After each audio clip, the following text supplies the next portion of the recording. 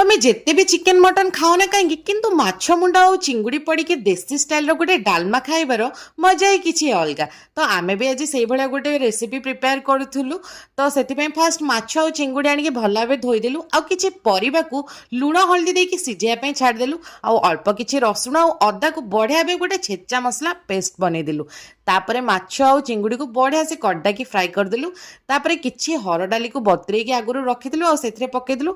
Then आम prepare कर गोटे बढ़िया मसला जो थे कि अल्प किछि तेल रे जीरा सुखिला लंका पेस्ट होता कि अदा रसुण पेस्ट और घरे थी किसी बेसिक मसला जमती कि लंका गुंड लुण हल्दी और टमाटो पकई बढ़िया से मसला को कषाला।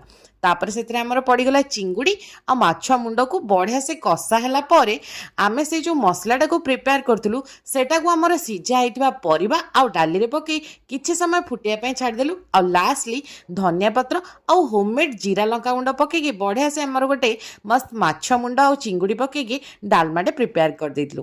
खाली प्रिपेयर कले तो हबनी। देखो मुझे पूरा बढ़िया कदली पत्र पकई अरुआ भात आ माछ मुंड घांटर डालमा आउ ता सहित लेंबू लंका आउ काकुड़ी चकड़ी की खाइली। सीरियसली कहूँ बहुत ही बढ़िया टेस्ट होता।